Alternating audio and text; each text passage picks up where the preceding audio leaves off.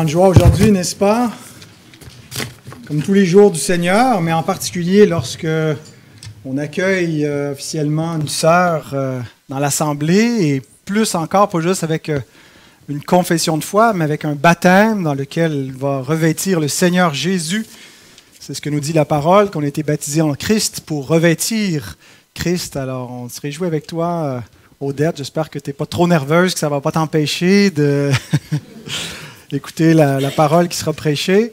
J'en profite pour souhaiter la bienvenue à ceux qui t'accompagnent et à tous ceux qui nous visiteraient ce matin. C'est bon de vous voir et d'être réunis au nom du Seigneur pour lui rendre un culte agréable en esprit et en vérité. Si vous voulez préparer vos Bibles dans Matthieu 17, ce matin, la péricope qui fera l'objet de notre attention, c'est les 8 premiers versets de ce chapitre. Alors, on progresse depuis plus de 3 ans maintenant dans cet évangile que nous exposons passage après passage. Alors, pour rappeler un peu le contexte de ce que nous avons vu récemment, parce que ce que nous allons voir ce matin est en continuité avec les derniers messages et la fin du chapitre 16 de Matthieu, où on voit les disciples finalement qui désiraient non seulement voir le royaume glorieux du Messie, mais y avoir une place importante. On va voir plus loin qu'ils se disputent entre eux à savoir qui sera assis à la droite et à la gauche du trône de Jésus. Et ils n'avaient pas en vue un espèce de royaume céleste là, dans le royaume des cieux. Pour eux, ils imaginaient vraiment que bientôt, pendant leur pèlerinage sur terre, Jésus prendrait d'assaut Jérusalem et que la puissance de Dieu se manifesterait de son côté et que le royaume messianique s'établirait sur terre de manière visible et que Christ régnerait sur le trône de David, parce que comme il est le Messie et qu'il a été promis que Dieu ferait asseoir un descendant de David sur le trône pour régner pour toujours, qui va être à sa droite et qui va être à sa gauche? Alors, ils espéraient dans ce royaume messianique. Alors Jésus confesse qu'il est bel et bien le Messie, le fils de David, qui vient bâtir le royaume éternel. Mais il leur annonce quelque chose qu'ils n'attendaient pas, la croix. Avant le trône, la croix. Il leur prêche Christ crucifié. Et non seulement Christ crucifié, mais les disciples de Christ crucifié également. Vous voulez régner avec moi? Vous devez mourir avec moi. Vous devez renoncer à vous-même, prendre votre croix et me suivre. Si votre ambition est de régner dans ce monde, si vous ne voulez pas renoncer à ce monde, mais vous voulez triompher dans ce monde, vous allez perdre votre vie, leur dit-il. Alors vous devez renoncer à ce monde, renoncer à vos vies pour me suivre. Et donc, il pourrait être difficile de croire en un Messie crucifié si il n'était qu'un Messie crucifié sans plus. L'apôtre Paul nous dit: si c'est dans cette vie seulement que nous croyons en Jésus-Christ, nous sommes les plus malheureux de tous les hommes, parce que tout ce qu'on a, c'est la croix. Et il n'y a pas le trône, il n'y a pas la couronne, il n'y a pas la gloire, il n'y a pas la consolation, il n'y a pas la vie éternelle, il y a la croix. Mais ce n'est pas tout, il n'y a pas que la croix. Et donc, Jésus leur dit que oui, ils doivent bel et bien suivre et croire en un Messie crucifié, et ils vont souffrir avec lui, mais il leur annonce également le règne. Il leur annonce également la gloire éternelle, la gloire céleste. Et pour les fortifier et pour les préparer à la croix et leur permettre de, en quelque sorte, triompher du scandale de la croix, il leur donne par avance une vision de la gloire qui s'en vient. Après leur avoir annoncé la croix, il va leur donner un aperçu de la gloire qui est dans l'attente du triomphe de Christ après la croix. Alors, je vous invite à vous lever pour lire ce passage où Jésus, c'est là où on est rendu, va leur donner cette vision de sa gloire céleste. Matthieu 17, 1 à 8. 6 jours après, Jésus prit avec lui Pierre, Jacques et Jean, son frère, et il les conduisit à l'écart sur une haute montagne. Il fut transfiguré devant eux. Son visage resplendit comme le soleil, et ses vêtements devinrent blancs comme la lumière. Et voici, Moïse et Élie leur apparurent, s'entretenant avec lui. Pierre, prenant la parole, dit à Jésus: « Seigneur, il est bon que nous soyons ici. Si tu le veux, je dresserai ici 3 tentes, une pour toi, une pour Moïse et une pour Élie. » Comme il parlait encore, une nuée lumineuse les couvrit. Et voici, une voix fit entendre de la nuée ces paroles. « Celui-ci est mon Fils bien-aimé, en qui j'ai mis toute mon affection, écoutez-le. » Lorsqu'ils entendirent cette voix, les disciples tombèrent sur leurs faces et furent saisis d'une grande frayeur. Mais Jésus s'approchant, les toucha et dit, « Levez-vous, n'ayez pas peur. » Ils levèrent les yeux et ne virent que Jésus seul. Demandons à Dieu qu'il nous donne l'illumination pour comprendre ce passage.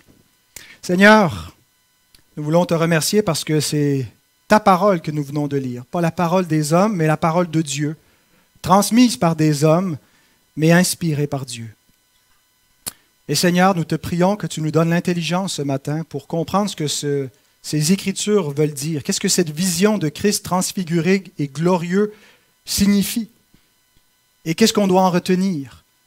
Que nous puissions, Seigneur, par la puissance de ton esprit et l'efficacité de ta parole, comprendre et croire.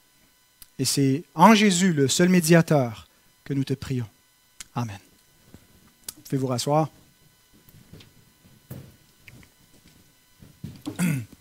Alors, j'ai décidé de diviser cette scène en suivant les personnages qui nous sont présentés.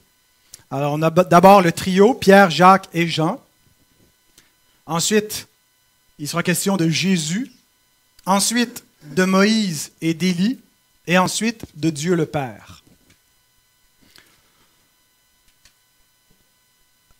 Alors, le trio qui est mentionné ici, c'est, si vous voulez, la garde rapprochée de Jésus, qui sont admis dans des moments cruciaux. On les voit aussi lors de la résurrection de la fille de Jaïrus. Jésus n'a pas permis à tous ses disciples de l'accompagner jusque dans la chambre de la jeune fille pour sa résurrection, mais seulement à ces trois-là. Ce sera également ces trois qui seront invités à veiller avec Jésus à l'heure de son agonie dans le jardin de Gethsémanée. Il les invite à persévérer avec lui dans la prière. Spurgeon fait la remarque suivante. Il écrit « Les trois furent élus parmi les élus et privilégiés pour voir ce que personne d'autre dans le monde entier ne pourrait voir. Sans aucun doute, notre Seigneur avait ses raisons pour son choix. Les trois mêmes virent l'agonie dans le jardin. Peut-être cette première vision était-elle nécessaire pour soutenir leur foi sous la seconde. Peut-être était-il nécessaire qu'ils voient la montagne de la gloire pour passer par le jardin de l'agonie. Mais je pense qu'il y a effectivement un lien où Jésus annonce le Christ crucifié, mais pour ne pas les décourager complètement, pour pas qu'ils pensent qu'il n'y a que la crucifixion dans son royaume, il leur montre aussi la gloire. Et il fortifie leur foi. Une foi qu'ils ont déjà, mais une foi qui est mal informée, parce qu'ils n'ont pas anticipé la croix du Christ. Ils ne voient que le trône du Christ. Et donc, il leur montre effectivement qu'il va régner. Et il leur donne cette certitude par cette vision glorieuse avant de descendre jusqu'à l'humiliation la plus totale.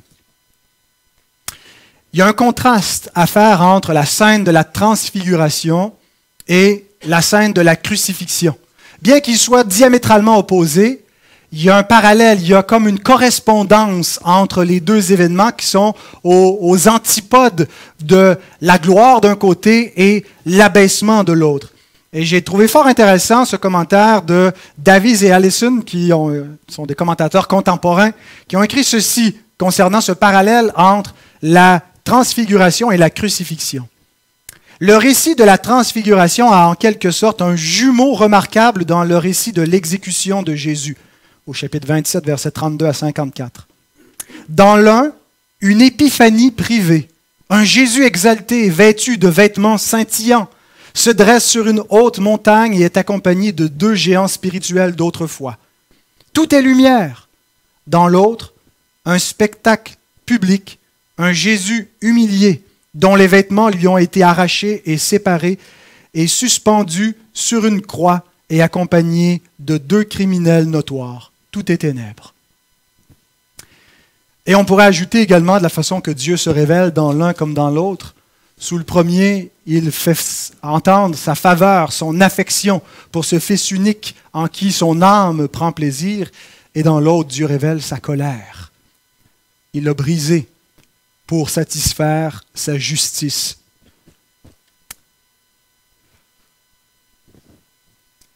En ce moment, la gloire du Christ est encore cachée. Nous voyons qu'il règne, mais avec les yeux de la foi. Il a reçu honneur et gloire, il est couronné de gloire dans les cieux, mais tous les hommes ne le voient pas parce que ce n'est pas visible à l'œil.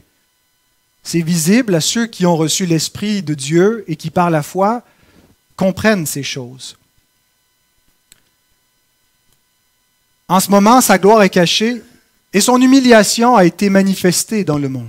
Mais bientôt, lorsqu'il viendra, sa gloire sera manifeste et c'est le monde qui sera humilié. Donc, il y a un rapprochement, un parallèle à faire entre cette gloire et l'humiliation. Le fait également que la scène se passe sur une montagne est significatif. Quand on tient compte de la place qu'occupent les montagnes dans l'histoire de la rédemption, à partir de l'Ancien Testament à aller jusqu'au Nouveau Testament, les montagnes servent souvent de lieu privilégié pour une révélation divine. Sur le mont Morija avec Abraham, sur le mont Sinaï avec Moïse, le temple est bâti sur une montagne. Alors, souvent, les montagnes interviennent, ont une place spéciale pour la révélation divine, si bien que les nations environnantes croyaient que l'Éternel était un Dieu des montagnes. Dans l'Évangile de Matthieu également, la montagne occupe une place importante. Le mont de la tentation dans Matthieu 4, le mont du sermon sur la montagne dans Matthieu 5. On a le mont où Jésus s'en va prier dans Matthieu 14, le mont où il multiplie la seconde multiplication des pains dans Matthieu 15, et la dernière montagne à la fin de l'Évangile où il envoie ses disciples en mission. Il leur a donné rendez-vous sur une montagne en Galilée. Et on a, bien sûr, la montagne de la transfiguration. Le mont n'est pas identifié pour nous. Certains croient que c'était le mont Tabor qui fait 600 mètres. D'autres en doutent parce qu'il y avait sur ce mont une garnison romaine. D'autres disent que c'est le mont Hermon à 2800 mètres, beaucoup plus haut, qui est enneigé. Mais il est en territoire syrien, à la limite du territoire d'Israël et de Syrie, ou du Liban plutôt, où certains croient que c'était le mont Méron, qui fait 1200 mètres, qui pourrait être un bon candidat pour la montagne, mais ce n'est pas identifié, c'est seulement des suppositions. Et la montagne aussi est significative parce que les deux personnages qui apparaissent, deux saints de l'Ancien Testament, ont un épisode fort de leur vie qui se passe sur une montagne. Moïse et le mont Sinaï, et Élie et le mont Carmel. Donc la montagne est significative. C'est un rappel de toute l'importance et le symbolisme qu'occupe la montagne dans l'histoire de la rédemption, l'élévation vers le ciel où Dieu descend et se manifeste aux hommes. Par des médiateurs, généralement pas à tout le peuple, mais à une poignée. Ici, on a une poignée d'hommes choisis. 3 témoins, Pierre, Jacques et Jean, qui sont témoins de la révélation de la gloire du Fils de Dieu. Ils l'ont vu. Ils l'ont vu de leurs yeux, ils ont expérimenté. Combien de temps a duré cette manifestation glorieuse? On lit assez rapidement ce récit. Peut-être que ça a pris quelques minutes, voire quelques heures, je ne sais pas. Ils ont été des témoins. Et Pierre rapporte dans sa 2e épître, au 1er chapitre, versets 16 à 18, il dit « Ce n'est pas en effet en suivant des fables habilement conçues que nous vous avons fait connaître la puissance et l'avènement de notre Seigneur Jésus-Christ. Mais c'est comme ayant vu sa majesté de nos propres yeux. Car il a reçu de Dieu le Père honneur et gloire, quand la gloire magnifique lui fit entendre une voix qui disait « Celui-ci est mon Fils bien-aimé, en qui j'ai mis toute mon affection. » Et nous avons entendu cette voix venant du ciel lorsque nous étions avec lui sur la sainte montagne. Donc, des témoins oculaires, auditifs, qui ont expérimenté, qui ont vu, qui ont vécu cette chose-là. Ce n'est pas avec des fables habilement conçues, des oui-dire. On l'a vécu nous-mêmes. et nous vous attestons ces choses. Et notez aussi ce que Pierre déclare au début de ce passage en disant que nous vous avons fait connaître la puissance de son avènement. Il nous déclare ici que le Christ va venir en puissance pour établir son règne et il utilise comme caution, comme preuve pour attester que le Christ est véritablement plus qu'un homme et qui est un roi glorieux, le Seigneur de gloire, la vision qu'ils ont eue. Donc cette transfiguration est un peu un gage de l'avènement glorieux du Fils de Dieu à la fin des siècles. Jean, qui était aussi présent lors de cette scène, écrit lui aussi au début de son épître, 1 Jean 1, versets 1 à 3, ce qui était dès le commencement, ce que nous avons entendu, ce que nous avons vu de nos yeux, ce que nous avons contemplé et que nos mains ont touché concernant la parole de vie. Et la vie a été manifestée, et nous l'avons vue, et nous lui rendons témoignage, et nous vous annonçons la vie éternelle qui était auprès du Père et qui nous a été manifestée. Ce que nous avons vu et entendu, nous vous l'annonçons à vous aussi, afin que vous aussi, vous soyez en communion avec nous. Or, notre communion est avec Dieu le Père et avec son Fils Jésus-Christ. Quand Jean dit ce qui était dès le commencement, il se réfère au commencement de la création. Ce qui est à l'origine du monde visible, de tout ce qu'on voit. Le mystère de l'existence, c'est Dieu. Dieu qui existe de lui-même, en lui-même, éternellement, qui n'a pas été causé à l'existence et qui existe de lui-même. C'est un mystère incompréhensible. Il est éternel. Il ne commence pas, il est depuis toujours. Et il dit que ce Dieu qui est l'origine de la vie, de tout ce qui existe, s'est manifesté dans le monde et qu'ils ont contemplé sa gloire dans la personne du Fils Dieu, du Fils divin, qui est le rayonnement du Père. Peut-être vous vous dites, oui, mais moi, je ne l'ai pas vu. Je le croirais si je le voyais, mais je ne l'ai pas vu. Dieu a choisi des témoins. Dieu a choisi de se révéler à des témoins. Ici, on a identifié 3. Et il a autorisé ces témoins. Il les a mandatés. Et ce que Jean nous dit à la fin de cette section, c'est qu'on n'a pas besoin d'avoir vu la gloire de Dieu, d'avoir vu Jésus pour être en communion avec lui. Il y a des gens qui ont vu Jésus, qui ont vu ses miracles, et qui n'ont pas été en communion avec lui, qui l'ont mis à mort. Ce que Jean nous dit, c'est que pour être en communion avec lui, ce n'est pas d'avoir vu, mais d'avoir cru. C'est d'ailleurs ce que Jésus dit à Thomas. Tu as cru parce que tu m'as vu. Heureux ceux qui ont cru même sans avoir vu. Et c'est l'essentiel. Le plus important, ce n'est pas d'avoir vécu l'expérience qu'ils ont faite. S'ils étaient demeurés incrédules face à cette expérience, s'ils l'avaient mal interprétée et Dieu les en a gardés, et qu'ils n'avaient pas compris ce qu'elle signifiait concernant Jésus, et qu'ils n'avaient pas cru en lui, cette expérience aurait été sans valeur. Les gens cherchent des expériences, veulent vivre une expérience mystique, veulent avoir des visions, mais ce qui est important, c'est ce qu'on croit concernant Jésus. Et ceci a été écrit pour que nous soyons en communion avec ce Seigneur glorieux par le moyen de la foi, en croyant. Alors nous devons recevoir leur témoignage. Nous sommes invités à recevoir leur témoignage et il est critique que nous recevions leur témoignage. C'est une question de vie ou de mort.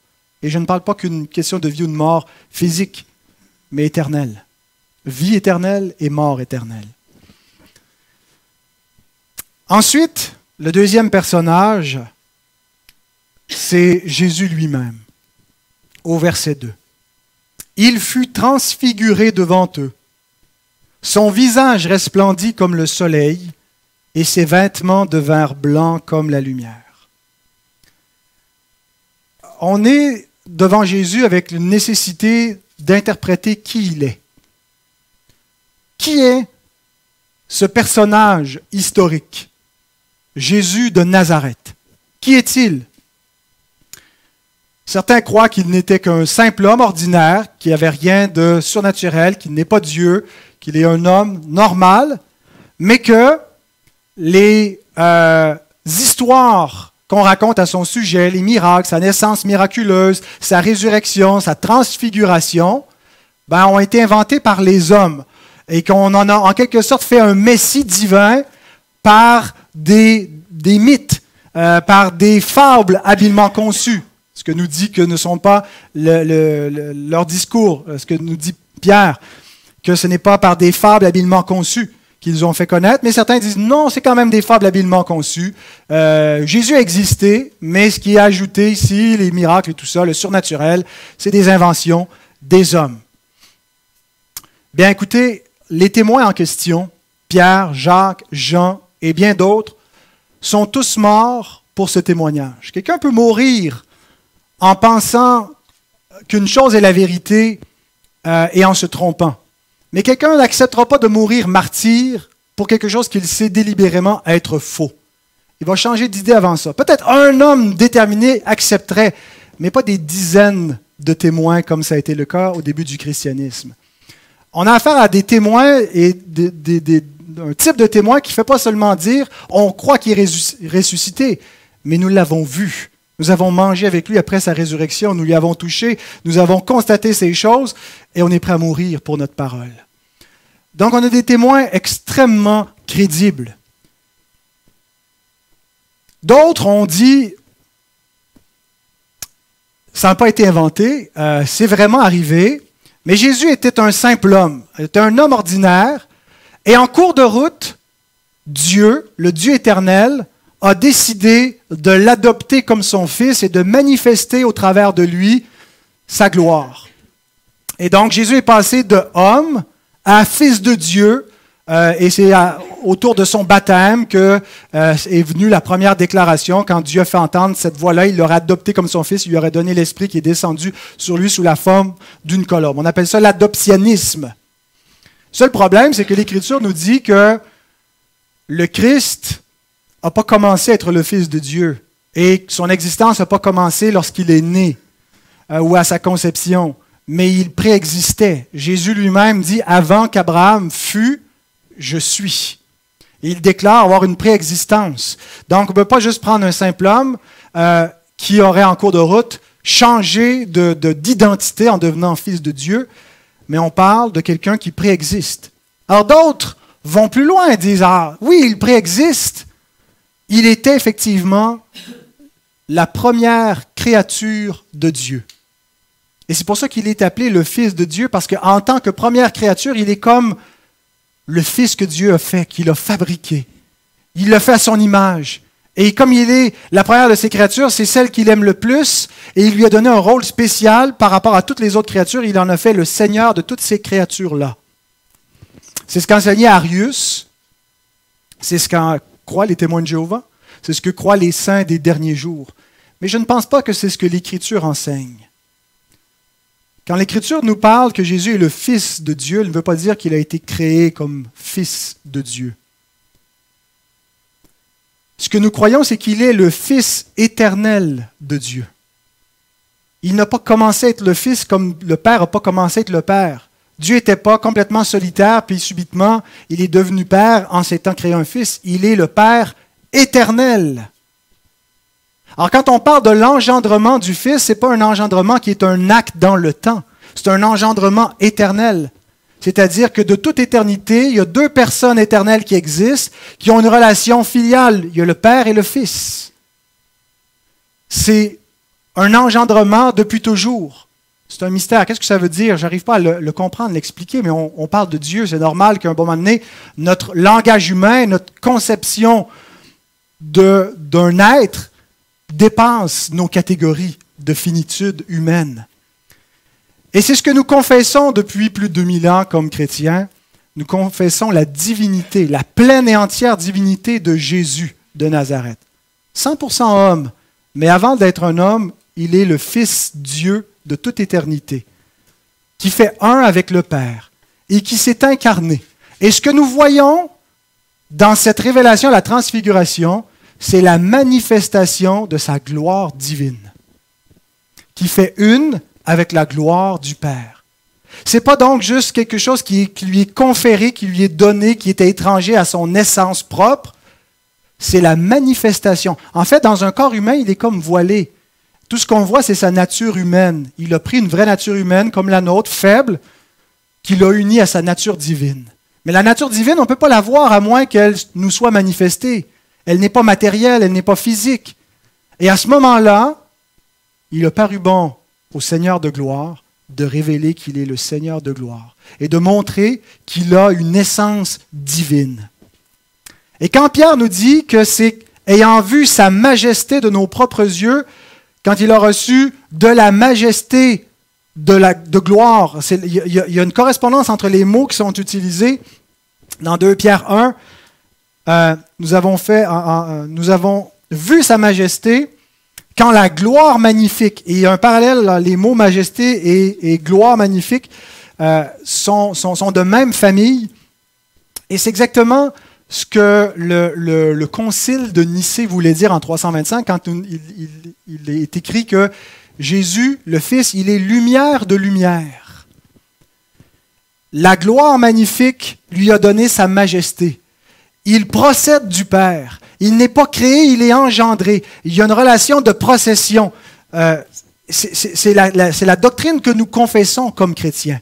La procession éternelle du Fils de Dieu, lumière de lumière. Il est dans le sein du Père et ce qu'il est vient, sa substance, son être, vient de ce que Dieu est. Il n'est pas créé, il est un avec lui, il partage la même nature.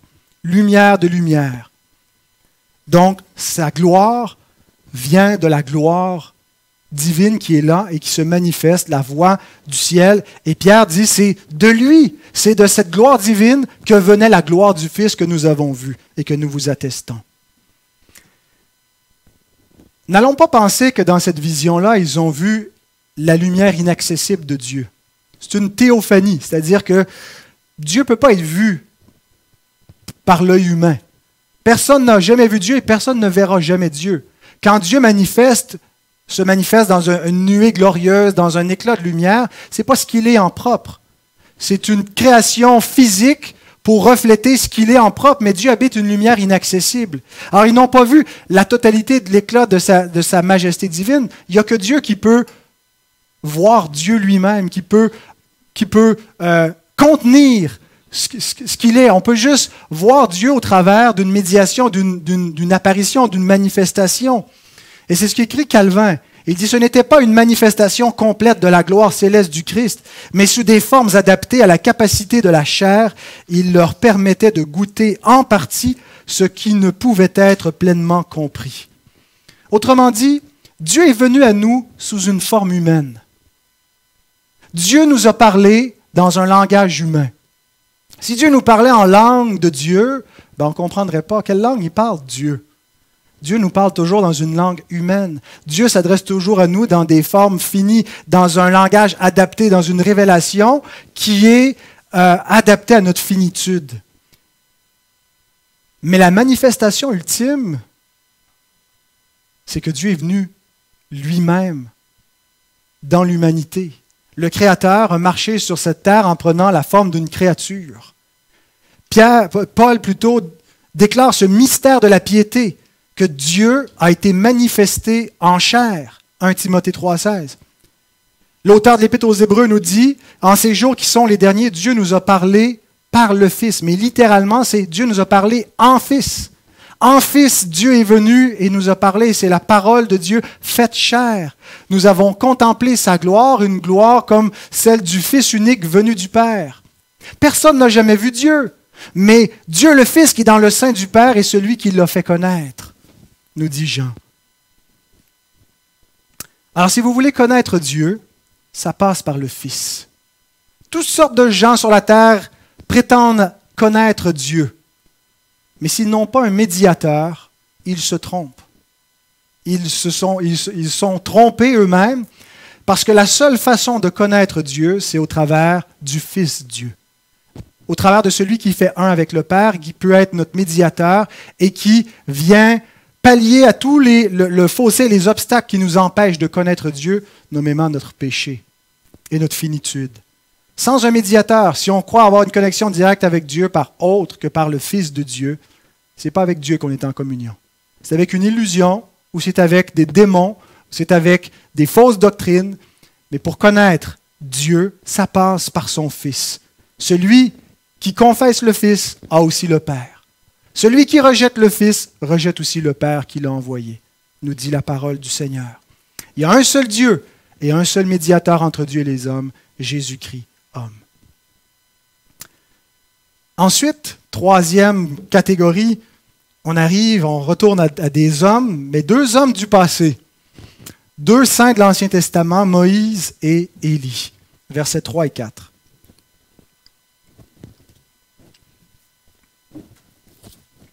Et voici, Moïse et Élie leur apparurent, s'entretenant avec lui.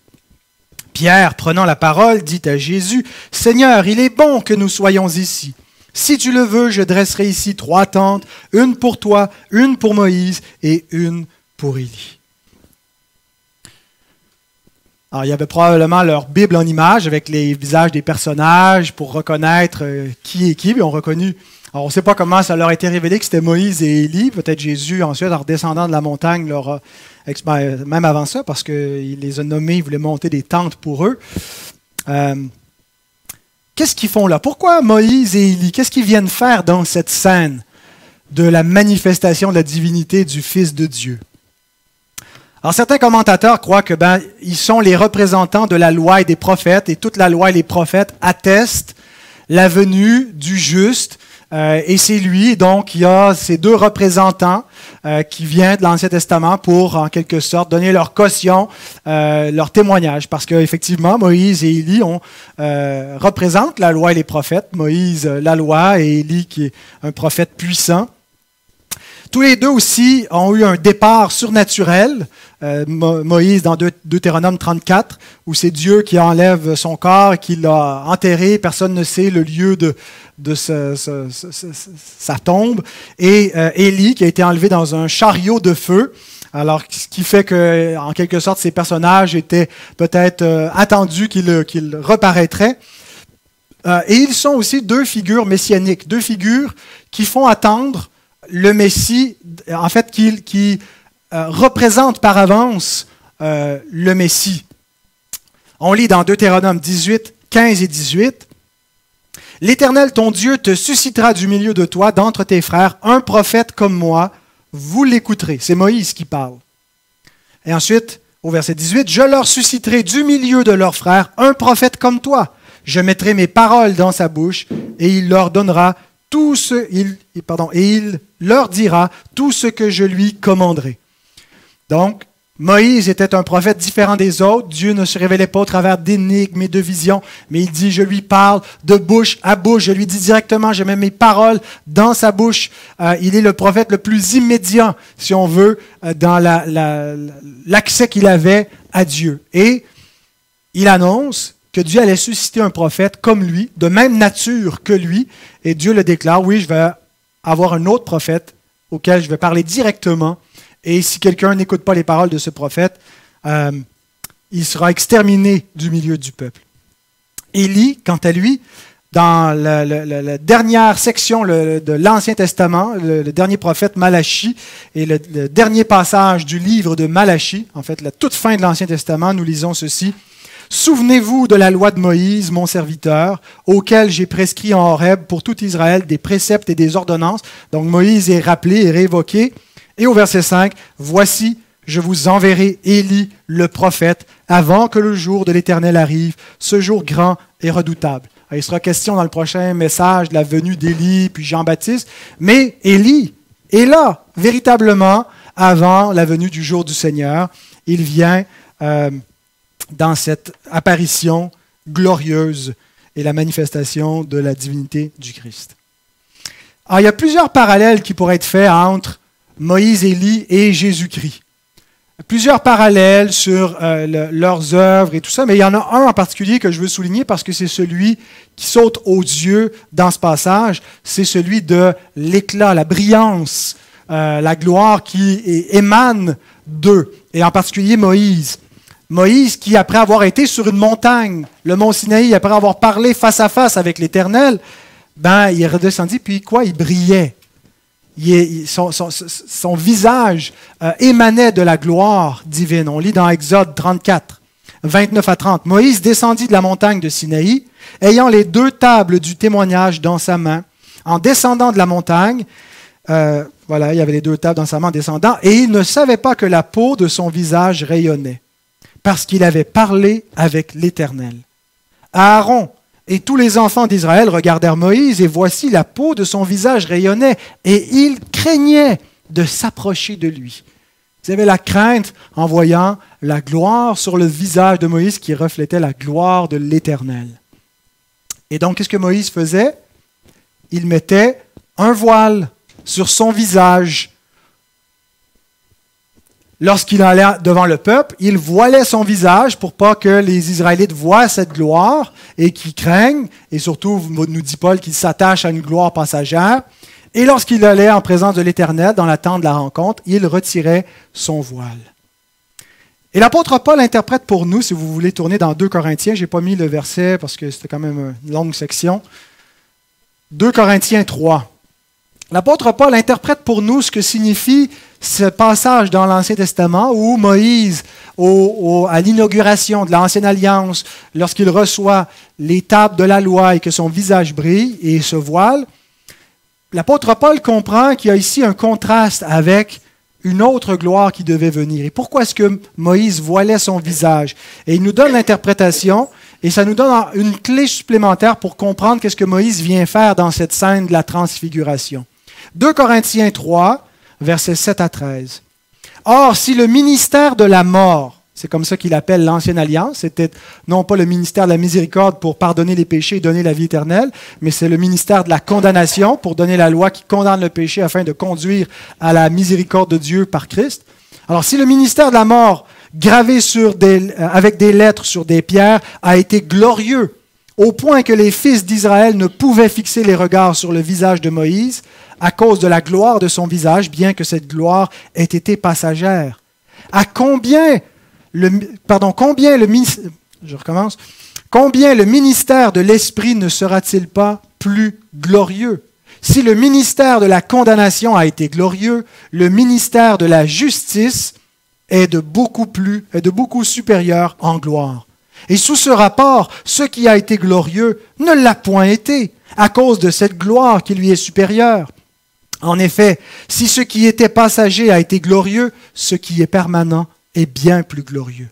Ayant donc cette espérance, nous usons d'une grande liberté et nous ne faisons pas comme Moïse qui mettait un voile sur son visage pour que les fils d'Israël ne fixent pas les regards sur la fin de ce qui était passager. Comprenez-vous l'interprétation que Paul nous donne ici, dans laquelle il contraste la gloire passagère de l'Ancienne Alliance et la gloire permanente de la Nouvelle Alliance. La gloire passagère qui brillait sur le visage de Moïse et la gloire permanente qui émane de la personne du Christ même. La gloire de Moïse qui n'est qu'un reflet de la gloire de Dieu, la gloire du Christ qui sort de ce qu'il est dans son essence propre. Et il nous dit, on n'a plus besoin de voile. Dieu a permis que cette gloire passagère soit voilée pour pas que les Israélites s'attachent à cette gloire comme si elle était la gloire permanente, qui s'attachent à Moïse, qui s'attachent à l'Ancienne Alliance, qui s'attachent à toutes ces expériences-là parce qu'ils ont été tellement spectaculaires et magnifiques qu'ils se disent « Wow, c'est la vie éternelle, c'est le royaume des cieux, c'est la vraie affaire que tout homme doit attendre et doit souhaiter voir. » Il dit non, tout ça était juste passager, dans l'attente d'une gloire infiniment plus grande et plus glorieuse qui maintenant a été manifestée. Et qu'est-ce qui arrive quand une gloire plus grande est manifestée? Ça éclipse les autres gloires. Si vous sortez dehors en ce moment, vous regardez le ciel, vous ne verrez aucune étoile. Pourtant, elles sont là. Mais vous ne les voyez pas parce qu'il y a une étoile plus puissante qui brille encore, qui les fait pâlir et qui nous empêche de percevoir l'éclat des autres étoiles. C'est la même chose avec la gloire du Christ qui est venu. Il y avait la gloire de l'Ancienne Alliance, il y avait toutes ces étoiles de l'Ancien Testament qui brillaient et qui sont éclipsées dans la gloire du Fils de Dieu qui amène au terme et à son accomplissement final le plan de Dieu. Pourquoi est-ce qu'elle est si glorieuse, la Nouvelle Alliance? C'est parce qu'elle apporte la vie éternelle. Elle n'apporte pas juste la bénédiction en Canaan, la victoire sur les ennemis qui vont passer, elle apporte la victoire éternelle sur le péché et sur la mort. Alors cette scène de la transfiguration et les témoins qui sont appelés pour être présents, et je parle pas seulement des témoins Pierre, Jacques et Jean, mais les témoins de l'Ancien Testament, ont pour but de rappeler les épopées les plus glorieuses de l'Ancienne Alliance. Et vraiment, Moïse et Élie sont les deux personnages qui existent au moment le plus fort, les plus spectaculaires de l'Ancien Testament. Lorsque Élie confronte les prophètes de Baal sur le mont Carmel et qu'il y a la manifestation en puissance que l'Éternel est le seul vrai Dieu, que Baal est un faux Dieu, c'est un des moments glorieux, c'est une des épopées les plus glorieuses de l'Ancien Testament. Mais le moment le plus spectaculaire de toute l'Ancienne Alliance, c'est l'Exode. C'est l'Exode sous la conduite de Moïse, où l'Égypte est frappée. Les plaies d'Égypte et la manifestation puissante du bras de l'Éternel pour libérer son peuple et lui ouvrir un passage où il n'y a pas de passage, où c'est la mort assurée. Mais Dieu ouvre un chemin qui était en quelque sorte un chemin au travers de la mort qui représente ce qu'est le baptême, ce qu'on va célébrer tantôt. Une figure du baptême. Ils ont tous été baptisés en Moïse dans la mer morte, dans la mer Rouge. Et donc Dieu ouvre ce chemin-là et ensuite les mène au désert, leur donne la manne. Et il y a toutes les manifestations magnifiques et spectaculaires de sa gloire. Et ils arrivent au mont Sinaï et le mont est couvert de cette nuée majestueuse. Le peuple tremble. Les gens n'osent pas s'approcher quand ils entendent la voix de Dieu. Ils disent à Moïse, vas-y tout seul et parle-nous de la part de l'Éternel. On est terrifiés quand on entend la voix de Dieu. C'est l'époque la plus spectaculaire et magnifique de l'Ancienne Alliance. Eh bien ici, tout ce passage-là, tout l'Ancien Testament est éclipsé par la réalité céleste qui apparaît maintenant. Parce que tout ce qui était fait avant, aussi magnifique que c'était, était juste un préambule, une préparation qui pointait vers des réalités plus grandes que la libération d'Égypte, un exode plus important. Jésus s'apprête à accomplir un exode. Et c'est pourquoi Moïse est présent. Il rappelle l'Exode, il rappelle la gloire qui brillait sur son visage. Mais il vient en quelque sorte s'incliner devant le Fils de Dieu. Il vient lui céder la place pour montrer que c'est lui, le véritable Moïse, qui va libérer le peuple de Dieu, qui n'est pas esclave en Égypte, qui est esclave dans un monde déchu, qui n'est pas esclave du Pharaon, qui est esclave du diable et qui s'en va à la mort. Et c'est de cet exode-là dont il s'entretenait avec Moïse et Élie. Et comment je le sais? Je le sais parce que c'est Luc qui nous le dit dans le parallèle de cette transfiguration. Luc 9, 30 à 31. Et voici deux hommes s'entretenaient avec lui. C'était Moïse et Élie, qui, apparaissant dans la gloire, parlaient de son départ. C'est quoi le mot départ qui est utilisé? C'est le mot exodus. Il parlait de son exode qu'il allait accomplir à Jérusalem. À vue humaine, l'exode de Christ semblait être simplement la mort d'un autre crucifié. Il n'y avait rien de spectaculaire vraiment à ce moment-là. Oui, c'est un spectacle, c'est une exécution publique. Oui, il y a eu des ténèbres sur la terre, il y a eu des tremblements de terre, il y a eu des gens qui sont ressuscités des morts quand c'est arrivé. Mais c'était loin d'être aussi spectaculaire que le mont Sinaï, que la sortie d'Égypte. À vue humaine, ça ne semblait pas être une manifestation, ça ne semblait pas être surpassé infiniment l'Exode. De la même façon, Jésus ne semblait pas être un roi plus glorieux que Salomon. Et pourtant, il dit, il y a ici plus que Salomon. Rappelons-nous de la gloire du royaume de Salomon, rappelons-nous de tout ce qui était à sa suite royale. Et Jésus dit, il y a ici plus que Salomon. Mais ce n'est pas encore révélé à l'œil. C'est révélé par l'Esprit. Et c'est par la foi que nous devons saisir la gloire et la supériorité de l'exode du Fils de Dieu, qui ne nous a pas fait seulement passer au travers de la mer Rouge, mais qui nous délivre, qui nous ouvre un passage dans la vallée de l'ombre de la mort, qui nous ouvre un passage au travers de la mort. Nous étions tous captifs de la mort, et il vient comme un libérateur. Les disciples ne comprenaient pas encore tout cela à ce moment-là. Mais ils ne voulaient pas repartir. Ils étaient prêts à ériger 3 tentes. Ils sont dans cette théophanie magnifique et ils ne veulent pas bouger de là.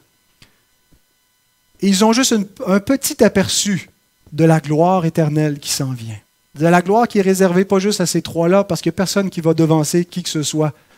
On va tous ressusciter en même temps et apparaître glorieux lorsque Christ viendra. Il nous reste une dernière personne à voir dans cette scène, c'est Dieu le Père. Comme il parlait encore, une nuée lumineuse les couvrit, et voici une voix fit entendre de la nuée ces paroles. Celui-ci est mon fils bien-aimé en qui j'ai mis toute mon affection. Écoutez-le. Lorsqu'ils entendirent cette voix, les disciples tombèrent sur leurs faces et furent saisis d'une grande frayeur. On a ici la nuée lumineuse, qui n'est pas la première fois qui apparaît, qui se manifeste dans l'histoire de la rédemption. C'est la théophanie par excellence, la manifestation de Dieu, de sa présence, qui vient par la Shekinah glorieuse sur le mont Sinaï, qui a déjà été nommée, la colonne de nuée à la sortie d'Égypte qui conduisait le peuple le jour, la nuée qui descendait sur le tabernacle quand Moïse y entrait, la même nuée glorieuse qui a rempli le tabernacle lors de la première dédicace dans la tente et lors de la deuxième dédicace dans 1 Roi 8, quand c'est le temple qui est construit, que les prêtres ne pouvaient pas rester dans le temple parce que la nuée le remplissait. Et la gloire de Dieu était en quelque sorte insupportable pour eux. Et cette apparition-ci, dans la séquence de l'histoire de la rédemption, est la plus importante. Parce qu'elle marque le moment final où Dieu veut manifester sa gloire et vient mettre accomplir, donner un terme final à son œuvre de rédemption. Mais c'est la manifestation de la nuée glorieuse la plus importante, surtout à cause de ce que Dieu dit. Celui-ci est mon fils bien-aimé, en qui j'ai mis toute mon affection. C'est la deuxième fois que le Père identifie verbalement son Fils, qu'une voix se fait entendre du ciel. La première fois, c'était au baptême. Alors, je ne vais pas redire ce que j'ai dit quand on a exposé au baptême de Christ. Si vous voulez voir le sens de cette expression, mon Fils bien-aimé, vous pouvez vous reporter à ce message qui est archivé sur Internet. Et l'expression est identique, c'est exactement les mêmes mots dans le texte original. Mais je veux juste souligner que cette déclaration se rapporte à deux textes de l'Ancien Testament. Le texte d'Ésaïe 42, verset 1, où il est question du serviteur souffrant de l'Éternel en qui l'âme de Dieu prend plaisir. C'est à cela que ça réfère, en qui mon âme prend plaisir. Et le Messie régnant de l'Éternel auquel Dieu dit « Tu es mon fils et je te donnerai les nations pour héritage ». Et on a dans ces deux textes de l'Ancien Testament qui sont réunis en une seule affirmation de Dieu le Père, à la fois le serviteur souffrant, le Messie souffrant et le Messie régnant. Deux thèmes qui sont unis ensemble dans toute cette section-là, le règne du Christ et la mort du Christ, qui sont inséparables. Un Christ qui ne meurt pas, c'est un Christ qui ne règne pas. Un Christ qui règne sans la croix, c'est un faux Christ. Et il ajoute cependant, écoutez-le. C'est bref, mais c'est complet. Écoutez-le. Jésus est la parole de Dieu. C'est son nom. Il est la parole de Dieu. Il a la parole qui donne la vie éternelle. Non seulement Jésus a les paroles de la vie éternelle, il est la parole qui donne la vie éternelle. Souvenons-nous de ce qui était dit concernant le prophète que Moïse a annoncé, prophète semblable à lui. Pierre dit dans sa prédication en Acte 3, « Moïse a dit, le Seigneur, votre Dieu, vous suscitera d'entre vos frères un prophète comme moi. Vous l'écouterez dans tout ce qu'il vous dira. Et quiconque n'écoutera pas ce prophète sera exterminé du milieu du peuple. » Ce n'est pas par un jugement civil où l'Église a le mandat de mettre à mort les rebelles à son autorité, comme ça a été le cas au Moyen Âge et quand l'Église croyait que ceux qui ne veulent pas écouter le Fils de Dieu, on les tue. Il va s'en charger lui-même. Il va mettre à mort par l'épée de sa parole, de sa bouche, ceux qui refusent sa parole, ceux qui ne veulent pas qu'il règne sur eux. Parce que Christ a une épée aiguë à deux tranchants qui sort de sa bouche. Et si nous ne recevons pas Christ, si nous ne recevons pas sa parole, Dieu nous annonce d'avance qu'est-ce qui va nous arriver. Jésus lui-même l'a dit dans Jean 12, 48. « Celui qui me rejette et qui ne reçoit pas mes paroles, à son juge la parole que j'ai annoncée, c'est elle qui le jugera au dernier jour. » Tout est annoncé, Christ l'a dit. Et en entendant cette voix de Dieu qui identifie son Fils, qui déclare celui qui a l'autorité de la parole, les disciples sont terrifiés, ils tombent sur leur face. Et c'est précisément pour cette raison que Dieu nous a parlé par le Fils. Je cite encore ce qu'il avait dit quand il a annoncé un prophète semblable à Moïse dans Deutéronome 18. L'Éternel, ton Dieu, te suscitera du milieu de toi, d'entre tes frères, un prophète comme moi, vous l'écouterez. Verset 16. Il répondra ainsi à la demande que tu fis à l'Éternel, ton Dieu, à Horeb, le jour de l'assemblée, quand tu disais « Que je n'entende plus la voix de l'Éternel, mon Dieu, et que je ne vois plus ce grand feu, afin de ne pas mourir. » Le peuple était terrifié en entendant la voix de Dieu. Les disciples sont terrifiés en entendant la voix de Dieu ici. Au moment où ils entendent la voix du Père qui sort de cette nuée glorieuse, ils sont prêts de mourir dans cet état insupportable de la gloire parce que la chair actuelle ne peut pas entrer en présence de Dieu. L'homme ne peut pas voir Dieu et vivre parce qu'il est un pécheur. Il doit devenir immortel, il doit devenir glorieux, il doit participer à la nature divine d'une certaine façon pour pouvoir jouir de la personne de Dieu. Autrement, elle lui est une menace. Et c'est pourquoi Dieu a donné un médiateur aux hommes. Béni soit Dieu qui, dans sa miséricorde, a donné un médiateur. Immédiatement après que les disciples soient terrifiés, après que Dieu les ait parlé par le Père, il leur parle par le Fils.